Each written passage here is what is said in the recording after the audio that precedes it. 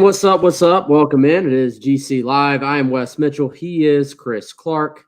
Happy Monday. Happy MLK Jr. Day. Hope everyone is having a great day. And shout out to all of our fine folks already in the chat. Hopefully everybody else that's not in yet will get in, and we'll have us a great show here today. Plenty to talk about, as always. I mean, there's always plenty to talk about, it seems like, right now around South Carolina football, around SEC football, and pretty much everybody in the college football landscape right now. There's something going on, and Tennessee getting added to the mix of wildness today. We're going to get into that a little bit, talk a little bit of South Carolina as far as Jimmy Lindsey and that hire being made official. We talked about that on Friday, but it was made official over the weekend.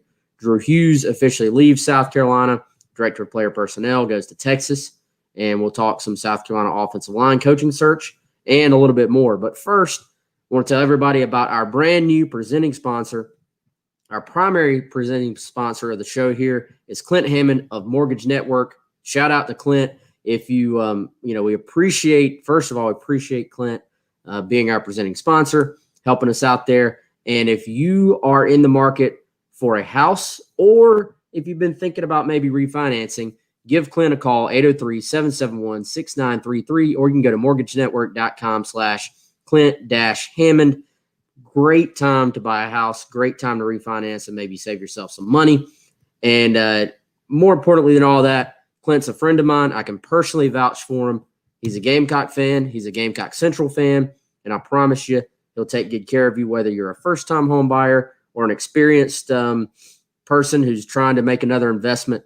Clint will take care of you. So we certainly appreciate Clint being our sponsor here on GC Live, part of the Gamecock Central family of media, I would say, conglomerate. I don't know if we're a media conglomerate, but we're trying to hit everything, right, Chris? We're trying to hit the web, trying to hit your live stream. We do some radio, so glad to have Clint on board for all that, though. Chris, I almost feel a little bit bad for our media brethren covering Tennessee, because we know what they're about to go through. And it was crazy following this thing for South Carolina. But, man, they got an AD search in the middle of all this as well. AD search and an NCAA investigation, right? And ESPN reporting today, Chris Lowe and Mark Schlabach dual reporting there. Those guys do a great job around the league reporting on the SEC, and they have reported that so far the sort of internal investigation has yielded the potential, at least, of some level 1 violations, which are pretty serious, can be serious. And so, Wes, as this sort of took shape, this investigation, there was a lot of thought as it became more and more serious and things kept being uncovered that, hey, eventually this is going to lead to Jeremy Pruitt being out.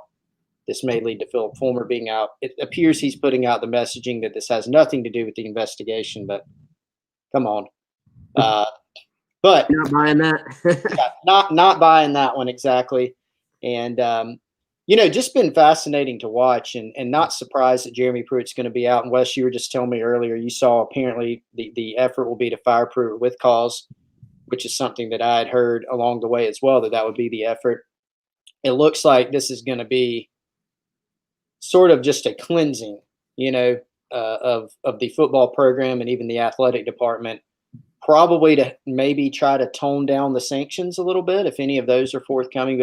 But a fascinating time. And you're right, man. We've had an interesting here just with the head coaching search and the assistant coaching search that at times has been a little wild with some of the things that's happened. But they're going to have all of that, and they're going to have NCAA stuff, and they're going to have athletics director search. So it is going to be interesting. And it's taking place at Tennessee, a place that has recently had a little bit of a track record with being what's the expression? A dumpster fire on a runaway train or something like that. It is so it's sure to be fascinating to watch. Yeah, I was going to say cluster. I think you look at their history, and Tennessee, you get nothing short of a dumpster fire with these things. I mean, it's always. I mean, they had, what was it, the fan revolt that basically kept Shiano from being the guy during the last hire. And the thing about Tennessee is they give no one time to like build a foundation. I mean, you come in, if you don't win, you're out. I mean, they literally gave Pruitt an extension 2 days before Tennessee played South Carolina to open this season, and now they're getting rid of him. And I don't feel like I've seen many teams, even when there have been NCAA violations, the fact that they're reportedly trying to go completely for calls to try and not pay this buyout. Chris, I think this has lawyers and court and suit, they're going to get sued, I imagine.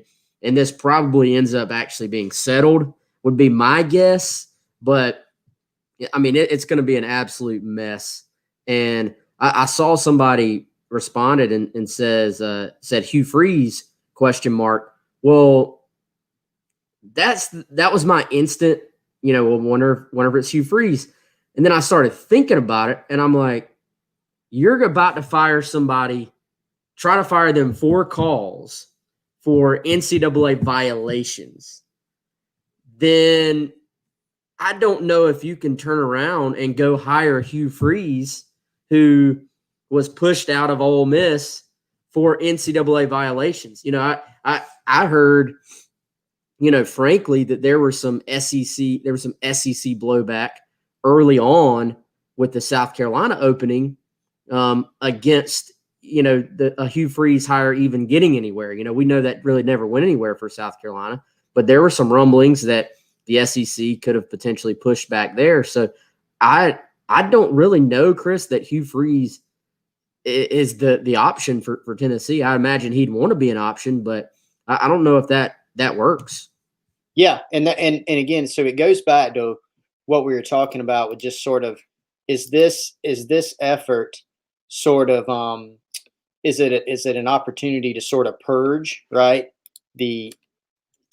What's going on with the athletic department with Fulmer, who sort of presided over this era, with Jeremy Pruitt, who's apparently been involved, obviously in these sanctions. And then you're right, if you're going to do that, my understanding is the president, Plowman of the university there, is quite sort of a no nonsense sort of lady, and probably is looking at this going, we're not doing it this way, And so if that is indeed the case, you do have to wonder if they stay away from a character like Hugh Freeze. Now, hopefully that stuff's all in the past for him from a personal standpoint, and all that stuff. I'm not trying to dig a grave for the guy or anything, but it is something you have to consider as a university official, administrator. You're bringing someone into that huge brand that is Tennessee, something that you have to consider. And so it's a very fair question, to ask. People are bringing up Jamie Chadwell. That's a guy, Tennessee native. He's someone that I anticipate will come up as well. The other subplot to this, Wes, is how many coaches are going to look at that and go, ooh, is this a mess, or am I walking into sanctions? That could end up being a consideration there. Yeah, and if you're walking into sanctions, man, that job right now is as difficult, I don't want to say it's as difficult as any out there, but it's difficult enough as it is, man. Add in, if they're going to take away 3 scholarships a year, 5 scholarships, whatever it is, bowl ban, whatever negative connotation that also sort of goes with that, as far as recruits and their parents and the perception of the program right now as far as sanctions go, and just having that tag attached to your program. Dude, as much as they do support football at Tennessee, at UT, as much as there is money there, I look at that job right now. I don't think they're an overly talented team. With the transfer portal, you're going to lose guys when you have a coaching change. We've seen that here at South Carolina. It just happens. I start to look, Tennessee is facing many of the same issues that South Carolina faces. And that's, when Tennessee was really good, dude, they did a good job of going into other states and being able to sign top players. And you go back, to when me and you were younger, and what would that be, like those mid to late 90s teams, early 2000s teams. And now, I mean, I would venture to say there has been a little bit more talent in the state of Tennessee itself, but Mac Brown has done as good a job of it as anybody at shutting the borders down and getting the guys in North Carolina that UNC wants. You've got to deal with South Carolina and Clemson in the state of South Carolina. You got to deal, obviously, with Georgia in Georgia, and everybody else recruits Georgia right now as well. The path to getting players at Tennessee is a little bit more crowded than it maybe once was. So you throw in that, you throw in the sanctions, you throw in the fact that you're going to instantly be behind Georgia and Florida in the East. I don't see it being like this. It will probably still be somewhat coveted because of the financial aspect. It's an SEC job. Everybody has that.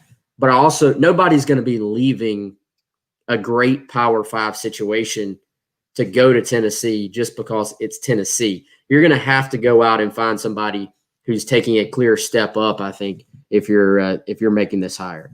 I agree. Yeah, and it is a little different. I mean, huge national brand, one of the biggest brands in the country, just as far as the tea is concerned. But you're right. It's not, Tennessee at its height, they're pulling guys out of South Carolina. They're going to California. They still recruit nationally to a degree. And like you said, Wes, there is more talent in the state of Tennessee. That was actually a sticking point for some with Jeremy Pruitt. They let some of the talent was in Tennessee get outside the state's borders, but not as much of a slam dunk job as it maybe was several years ago. You're exactly right. So they're gonna have some competition. There's gonna be people looking around at it, knowing, okay, am I really leaving the situation I have just to go get myself a raise and then walk into a potentially messy situation? So it is really going to be fascinating to I keep going back to that word to sort of see how it plays out, who's on the candidate board. I think it'll be a lot of the characters at first that we typically see pop up, that we have seen pop up this year for other jobs, including South Carolina maybe. But who they end up getting and how it ends up playing out is going to be interesting. No doubt. And I've got a question for everybody watching. Who is the hire that you most don't want Tennessee to make? Because I've always I think if you're trying to make a decision, right? Let's say you're South Carolina, you're making a hire. Who does Clemson, Tennessee, Georgia, who do they not want you to hire? I've always thought of that for like fourth down decisions in a game.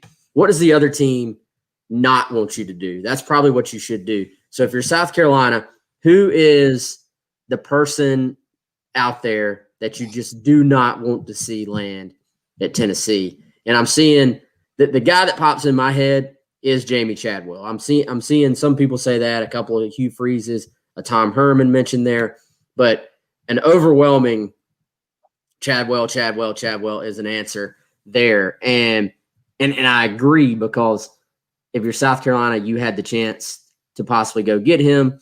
You made your decision. You went with your guy, Shane Beamer, but you would hate for the perception of Tennessee to go get him and then him be successful. That's not a good look for you if you're South Carolina. So that's the guy that I think you would be most concerned about if it was me as well, of guys that make sense, and then we'll see. He's certainly been mentioned already as a name to watch in this search. And the other thing, and a couple people brought this up, I meant to bring it up earlier and give credit where it was due, but among the complicating factors at Tennessee now, guess who else has entered the chat? Kevin Steele has managed to insert himself into this situation by getting himself hired right before the shoe drop, right? Now, another really interesting subplot here, of course, Kevin Steele's attempted coup at Auburn did not work out. It looked like for a while that it was going to, until they had their own revolt, the Stop Steele movement. Hashtag Stop Steele. Stop Steele. And that worked, and Kevin Steele did not get the job there. Well, he surfaces at Tennessee as an unnamed defensive assistant, not the coordinator, not whatever. And the thought is he will be the interim head coach.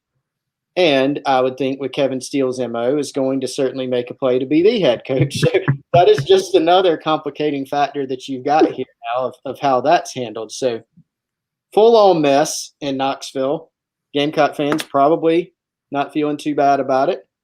And just going to sort of watch from afar and see how it plays out. Yeah. So how weird is that though, that they were even allowed to hire Kevin Steele? Like Pruitt hires Kevin Steele. When did that happen? Last week? Like it was just like a few days ago or something. And that was the thing, that they were doing these interviews, Wes, like interviewing offensive line coaches and stuff. And basically everybody knew this whole thing's a charade. We're interviewing these O-line coaches. We're not going to hire anybody. There's even reported there's a hiring freeze. Yet Kevin Steele's hired, but he's the only one. Now, why is that? Well, the thought is, and I don't even know if you call it a conspiracy theory, it appears to be what is happening, is that they knew there were going to be changes. They needed someone to maybe shepherd the program through this transition. Pruitt's out. Fulmer's out. Here's Kevin Steele. Hey, guys, I got this. And then probably will make a play for the job. Seems pretty obvious. So, yeah, the fact that Kevin Steele can be an interim coach at 2 different SEC schools within a month is good stuff. That's insane. Like that beats Will Friend being an O-line coach at 3 SEC schools in like a 2-week span. Yeah. This guy, I mean, this is crazy. Has that ever happened? Surely that's never happened. We need some I wouldn't think so. SEC statistician to tell us, historian.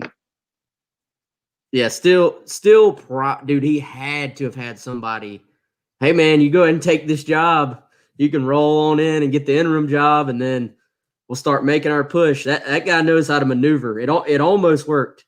It almost worked. Let's talk about how this will directly affect South Carolina, and that being with Jordan Mosley. That's someone we've been tracking.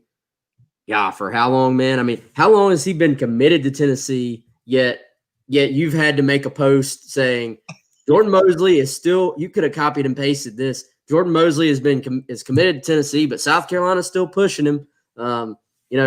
He talked to Joe Cox. He talked to Justin Stepp. He talked. It's been forever. Jordan Mosley officially, finally decommits from them today. He's finally seen enough. I don't think he was expected to end up there anyway. Right. Chad Simmons talked to him like a week ago. He mentioned South Carolina. He mentioned Mississippi State. By the way, wide receivers coach Steve Spurrier Jr.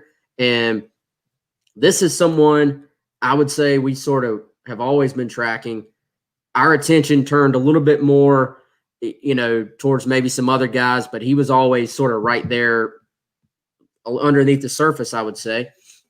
I think if South Carolina pushes here, there's at least a decent chance they can end up getting him. And he may be the best available high school receiver that you would say South Carolina, is strongly in on at this point. Yeah, and that verbal to Tennessee, West, that you mentioned, June of 2019, so eons ago in recruiting speak. And yeah, you're right. I mean, the same update, no matter the staff at South Carolina, no matter the situation at Tennessee, is sort of we've regurgitated. And so there's been some other schools like UCF's been in the mix here and there, but South Carolina's sort of been a constant, and that's been the case even through the coaching transition. It's picked up a little bit even more as of late with South Carolina, and just never got the sense that Mosley was going to end up there. He sort of held on to that verbal commitment and, like you said, has seen enough, and so officially backs off of that. Really anticipate him heading somewhere else now.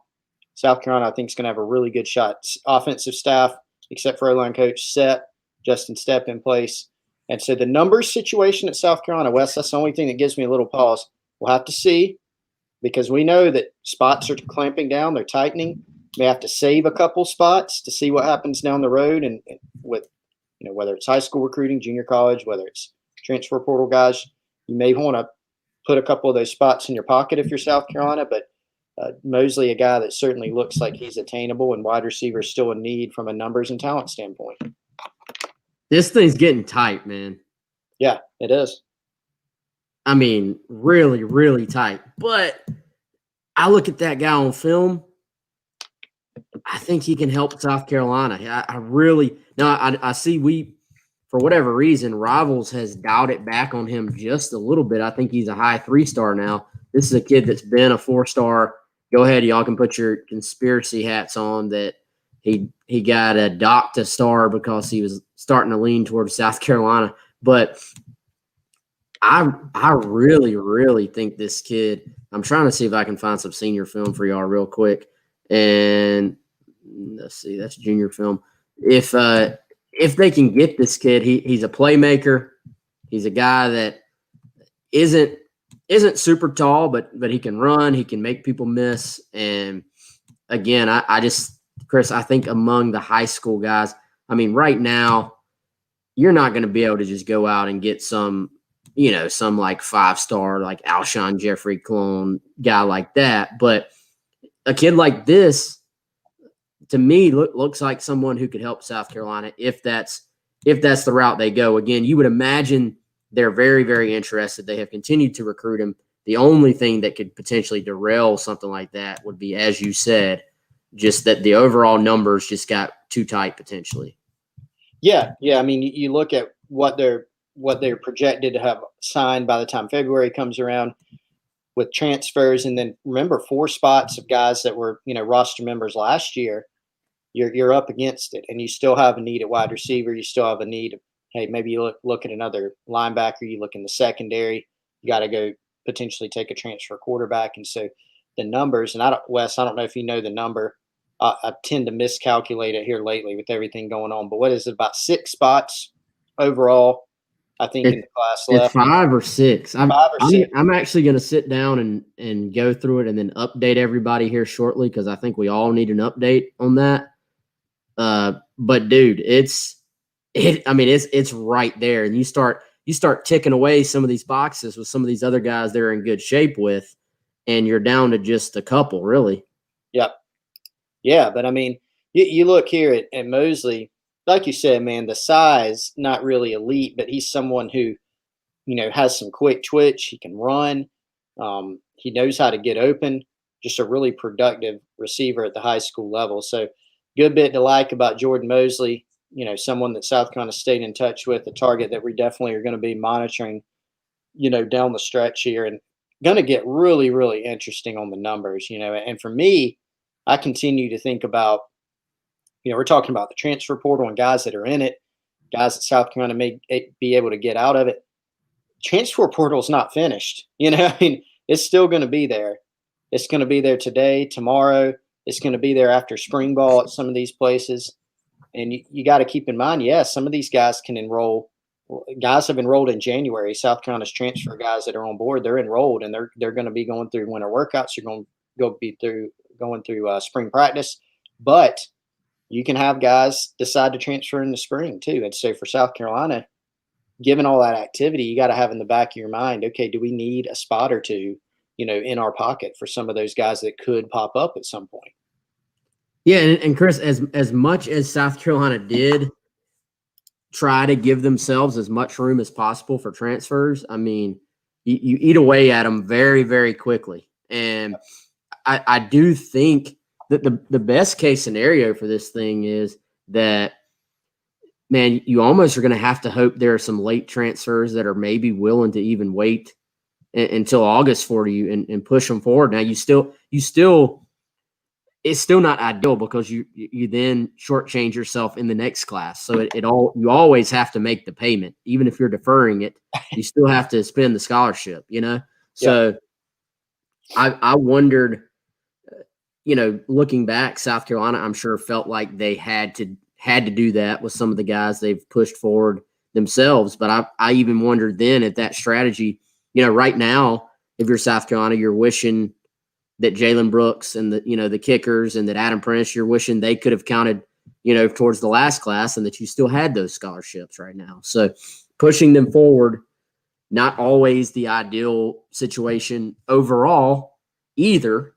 But if there's a guy or two who can come in late and you feel like could absolutely help you, then you may just feel like you have to make that move. So we'll see if that even comes into play. The big thing there is that the kid has to be willing to do it, willing to wait, and want to go to your place enough that they're willing to for example, come to South Carolina in August versus maybe another school could get them in at the beginning of the summer. And you're kind of giving yourself a little bit more of an uphill battle in what may already be an uphill battle if it's a really good prospect. So we've had several people asking us about Jason Brown and EJ Jenkins. Nothing new there, guys. I mean, basically you're still sitting there. You're still waiting. You're still waiting on the admissions process to take place. You're still waiting on South Carolina to officially admit those guys. Right now, the word is that it will probably be March before they could get on campus. And I don't know the exact deadline at South Carolina. I've heard a couple of different dates, but right now the best chance for South Carolina is probably that they're able to come in March 1. And then, Chris, we have not been given a spring practice schedule. And that, I imagine, you almost have to maybe try to schedule spring practice around those guys getting here because you want for them to have every rep they can get, I would think. Yep. No spring practice schedule. Frederick Cooper asked about workouts starting this week. Yes, workouts start tomorrow.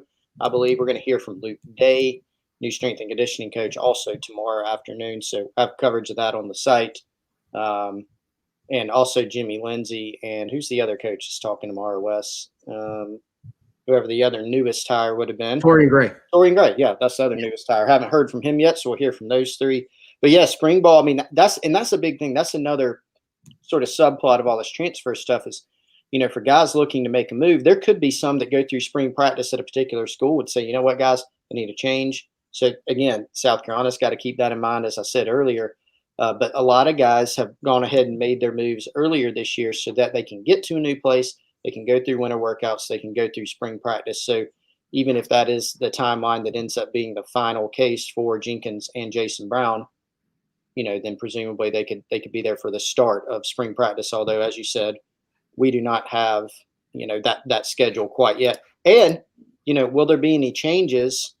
Will spring ball go off without a hitch? Will it be delayed? We don't know that for sure, just across college football, do we? I mean, we haven't heard anything definitive about people moving that. We don't know. Yeah, we'll find out, certainly. And some questions. Cartwright, the walk-on quarterback, preferred walk-on, Jake Helfrich, that's not going to have any effect on somebody like Jason Brown or EJ Jenkins. Now, Brown and Jenkins, you're right, they are a complete package deal. Like we hear about package deals often. Sometimes they are, sometimes they aren't. These two seem to be actual legitimate package deals. And I think you look and that's a guy that, or those are two guys obviously South Carolina has in their plans, whereas anytime, I'm not saying a PWO is just a throw-in, but you're not really anticipating a PWO preferred walk-on guy coming in and starting, right off the bat or having a big impact, I think, as far as South Carolina goes. So shouldn't really matter there. Let's get into, I would say, some other things that are going on at South Carolina. We talked a little bit about Jimmy Lindsey on Friday, probably actually more than a little bit. We talked about him quite a bit. That was made official, Chris. I think that was yesterday. On Sunday, they officially sent out the thing. And we've heard nothing but positive reactions on this hire. And, I think this is a situation when a guy has really made an impact on people and they've really noticed what type of person they are and what type of coach they are and developer they are.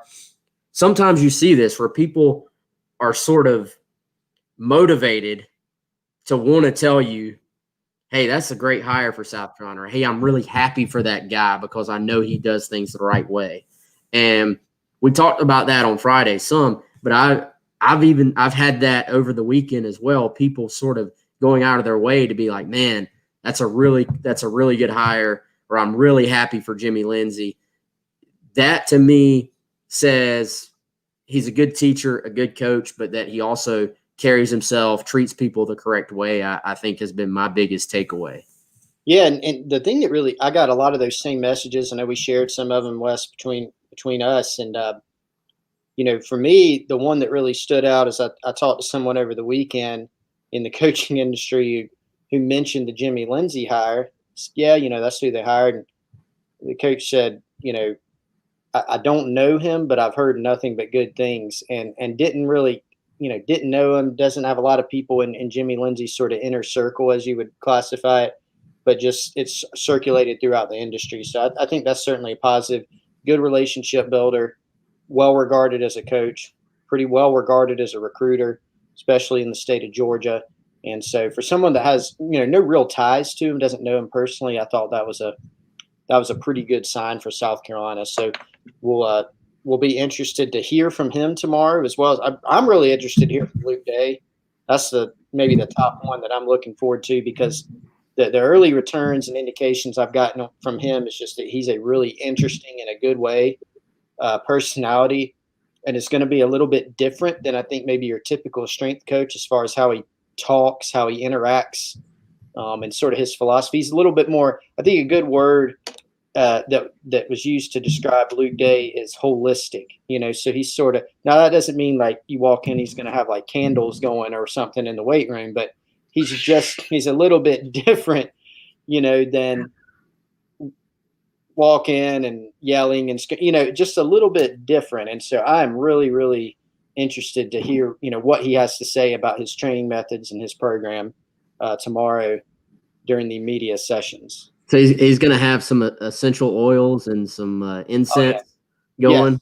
Yes, spearmint, and I don't know all the essential oils. We'll have to get an expert to come on and talk to us about that. But yeah, I'm with you, man. I'm excited to hear from those guys and hear what they have to say. And I think he'll bring my early takeaway has just been that this is a guy who's not.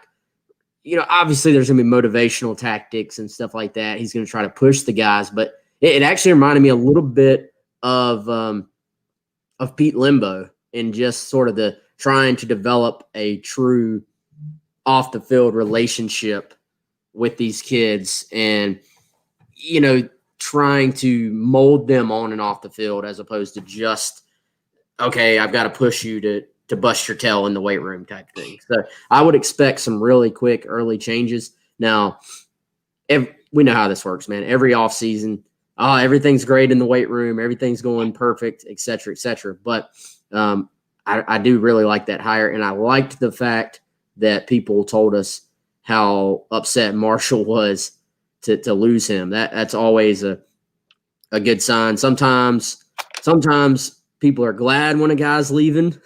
Secretly, right. Like, you took him off our hands, and then sometimes they're like, oh man, everybody really liked him. I know you're a little more tied in at Marshall, but from what you told me, that was sort of the impression, right? He's like, dang, would have liked to keep this guy around. Yeah, people absolutely loved him. To a man, from my understanding, he was sort of like almost revered there.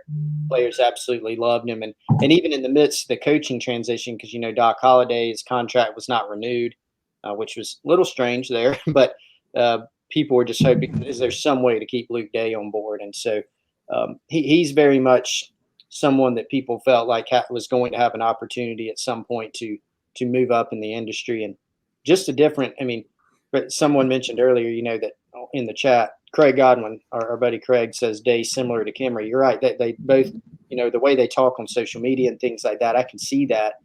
And, I think when Shane Beamer talked in his first press conference about wanting to build a premier culture, a lot of coaches are going to talk about culture, and some use it as a buzzword, whatever. They talk about culture, and then they end up having NCAA violations, and the program's a mess, So when you talk about culture, what are you doing to create that? Is it a real thing, or is it just a buzzword? And Luke Day, to me, is someone that I think people are going to see, recruits are going to see it, the team is going to see it. He is going to be different. For better or worse, we'll find that out eventually. But I do think he's going to be very different, and that could be a good thing for South Carolina, because it's a program that needs some differentiation right now. No doubt. All right, so Drew Hughes moves on. That was something we were sort of quietly tracking, headed into the weekend. Then you hear, it may be happening. It's probably happening. Then Football Scoop busts it out. They do a great job covering. They cover that sort of specific beat as well as anybody. Yep. And so they break that news. We confirmed it at some point yesterday afternoon as well from the South Carolina end that Drew Hughes is out. Another hire that Shane Beamer will have to make, another hire that I think is very important. One thing I have noticed on social media, on the Insider Forum there on Gamecock Central, has been a question of what exactly did Drew Hughes do? What exactly does the director of player personnel do? What does that mean? And I think first and foremost, and then I see, let's see, where'd it go? I think our buddy Patrick asking, is that a potential role for Connor Shaw? We've seen that on TIF as well. People, mentioning Shaw. I think just because they see it's a nice title and they know Connor Shaw is going to stay on, and so it's a natural question. Without talking to Connor Shaw, without asking him specifically, I tend to think this role, Chris, is not what he's looking to do. You get the sense he's wanting something like his current role he's been in, but then gravitating more and more towards actual football stuff. The director of player personnel role is probably the closest thing you would have, I think, to like an NFL GM type spot, but within college football. It's a lot of management. It's a lot of work. It's a lot of just rolling, like grinding through film. You have to manage other people as far as you have assistants and you have student helpers underneath you. It's really, Chris, I think it's a tough role. It's a heavy role. It's a lot of work that goes into it. What would be your description? Because there's so much that person has to do. How would you best describe Drew Hughes' role / that director of player personnel role? Yeah, so the way I've been thinking of it, and I really thought of this because a lot of people have asked us lately too, well, who's going to be the recruiting coordinator? And so the way that I think of it, Wes, is like the director of player personnel type of role, and then some schools call it something different, is basically the recruiting coordinator on steroids. It's you still see schools that have the recruiting coordinator designation, but in reality, that's an off-field role now. As college football has evolved, as the recruiting machine has picked up, Bama really popularized this, right? And then it sort of went to where now, if you're a school, you're going to have a DPP pretty much. At least all the big schools are. And then you're going to have all these other different roles. Maybe you have a director of high school relations. Maybe you have an on-campus recruiting director. The director of player personnel is going to be over really all that, sort of overseeing, like you said, managing a staff. They're going to be over communications that are sent to recruits, scheduling travel, scheduling visits on campus and off campus, in charge of finding prospects, running camps. I mean, all those things are going to fall under that. And so now all that is such a big business within college football, and it's such a time commitment that, now it's not the recruiting coordinator taking care of that. Shane Beamer, for instance, was South Carolina's recruiting coordinator back in the day. So he's taken that on, but it's so much more now. I mean, there's just so much more of everything, and there's so much more involved that really it had to transition with the age of social media and communications taking off, that it had to become an off-field dedicated role. And so that's how I think of it. Recruiting coordinator on steroids, over sort of the entire team under the recruiting umbrella. Yeah, and as you said, man, I almost at this point, the recruiting coordinator on staff, yes, I'm sure there's some administrative stuff that you have to do. Mm-hmm.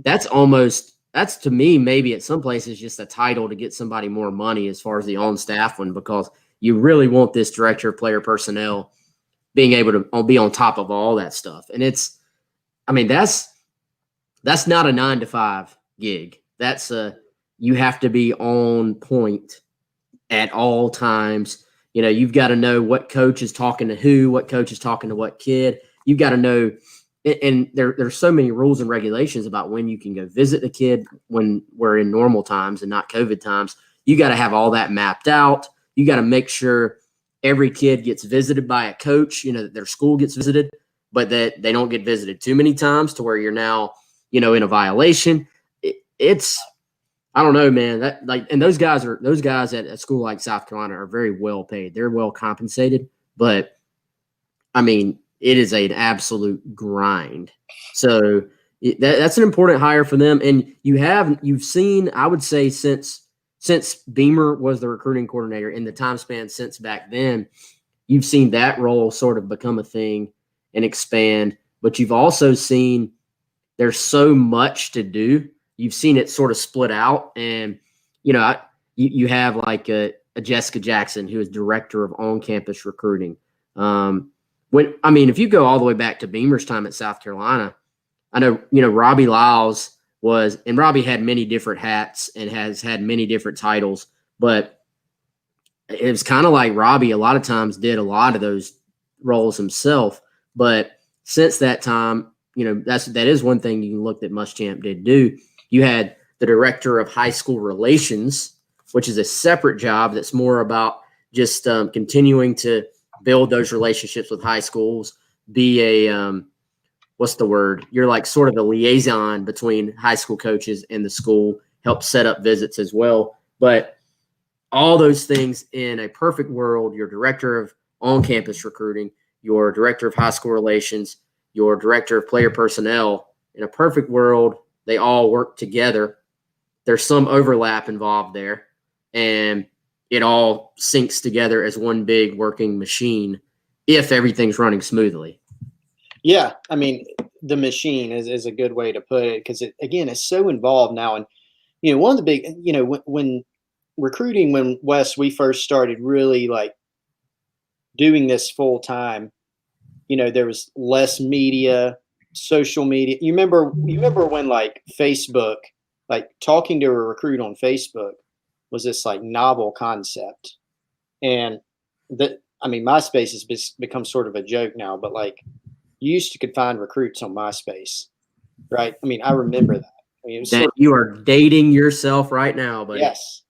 But the point is, now in colleges, they still send out, you think of mail, we're going to send out mail to kids. Well, most of the times that ends up in a stack at the school, and kids look at it, say, that's nice.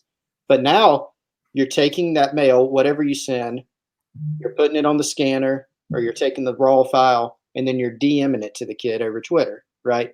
So that's another thing. You got more visits. You've got all this travel. You've got, there's going to be name, image, likeness coming out in the near future. Film is so easily accessible that now you can watch more and more of it. The camps, everything, everything's just so much more involved now. The technology makes it easier in some ways, but it's also the most competitive it's ever been. And so having multiple off-field people to sort of handle all these roles to sort of streamline it, even though all of them work very, very hard, that's something that it's become sort of an arms race among schools, where the arms race isn't just facilities or the coaches. It's how do you structure your recruiting department? How many people do you have? How much manpower do you have there as well? I've been curious, Chris, going through just sort of idly looking at how some different places structure things and comparing it to South Carolina.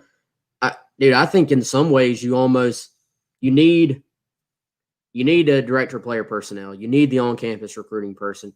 You need the director of high school relations. I wonder if I've seen a couple of places I've noticed have this as well. You almost need like a director of social media related to recruiting, right? Yeah. Like just handling that side of things. A good buddy of mine who sends in questions on the show every now and then. He brought up the idea, maybe you need director of high school relations for various states or regions. So like a South Carolina guy, a North Carolina guy, a Georgia guy.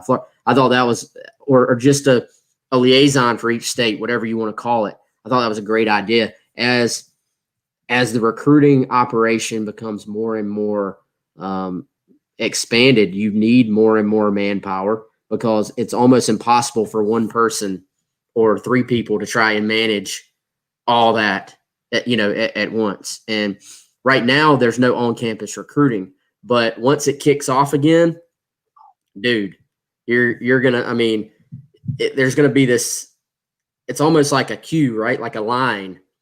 The line of kids trying to get out and take visits is stacked up right now because they haven't been able to do it. So the second they can visit, it's going to be hot and heavy, I think. It's Monday at the DMV.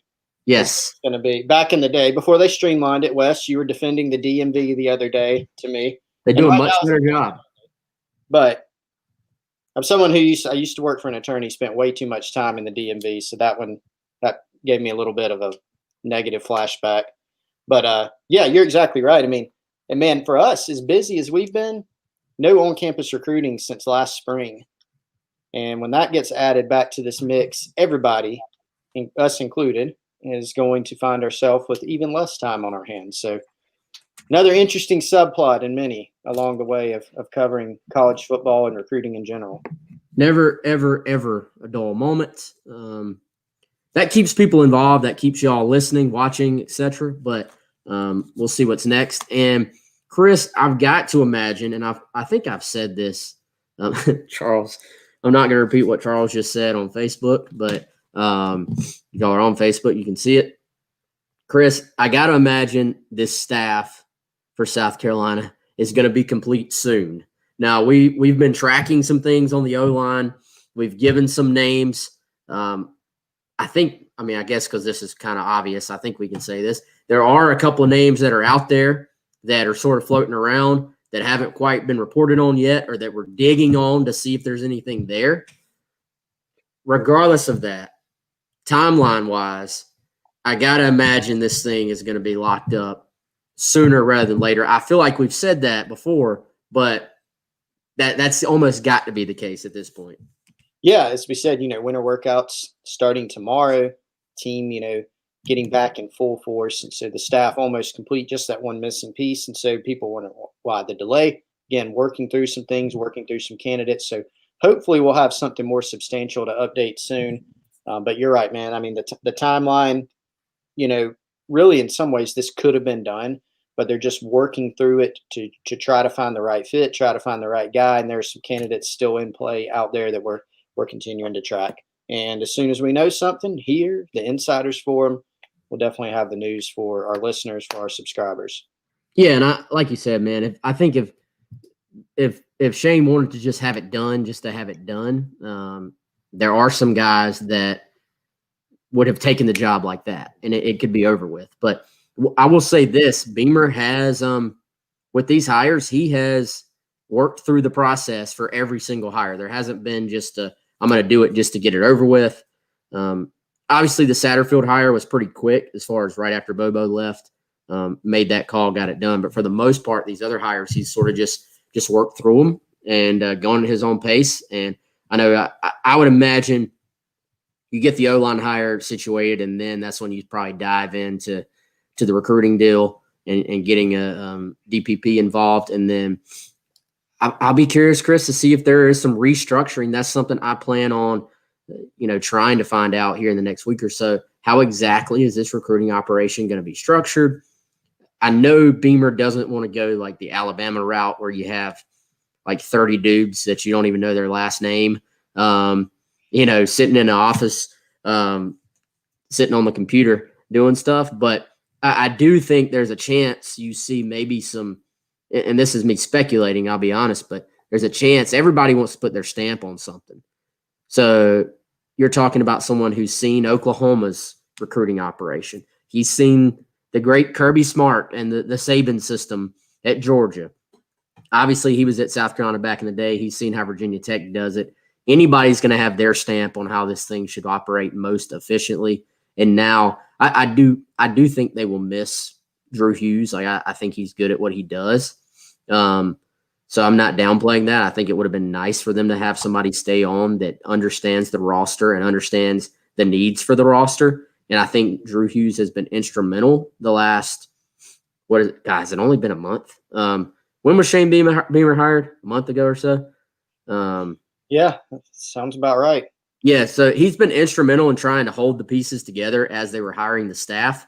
So I think, you're a little bit indebted to him for that work. But the other side of that is South Carolina will at least, Beamer will now go out and sort of get his guy, Again, I'm not saying that's a positive in this case, but it at least allows you to go get your guy, and we'll see who that guy is. Yeah, it's going to be interesting to see, which direction he goes. How many people? Well, that's a common question. Well, how many analysts? How many people? We don't really know that yet. We just know that even with Drew still on board, we had heard some rumblings about will they add some positions? Will they restructure the way the department runs? That seemed very, very possible. But we don't know quite yet how that is. And so the first order of business is going to be figuring out who's sort of your top guy or your top guys. Who do you put in those spots?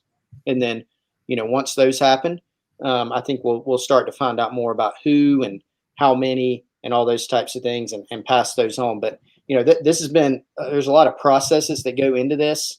We've talked about this before, man. I mean, what Shane Beamer stepped into is literally it's never happened in that way. With head coach comes in during COVID, no in-person recruiting. I mean, all the different factors added up, they literally haven't happened. And so it's been a really unique time and just working through all the staff, getting the players back, getting workouts going.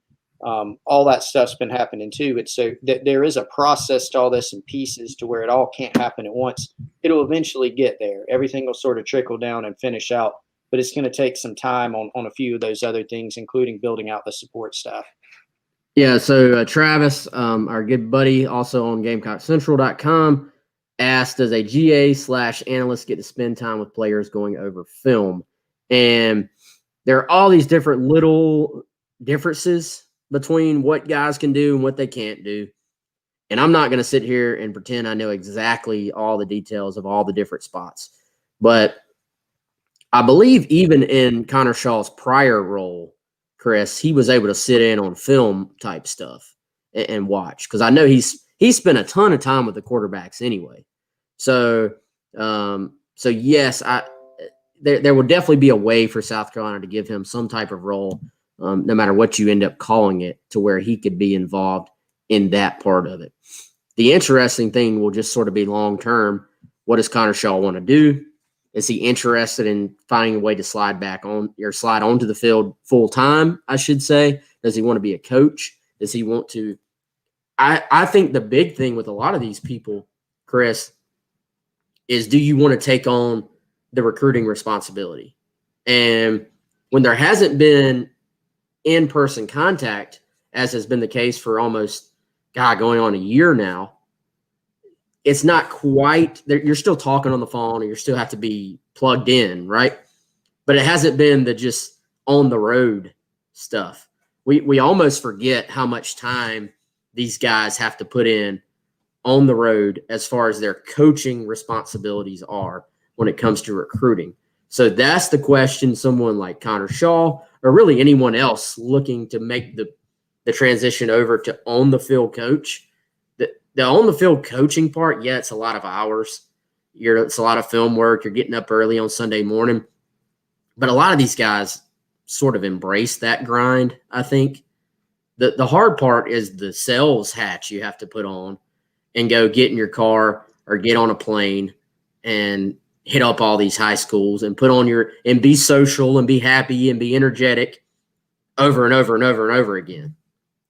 Yeah, I mean, you think of the spring evaluation period, April 15th through May 31st is what it usually is. And schools get a certain number of days, so coaches are on the road a ton, not coming home a lot.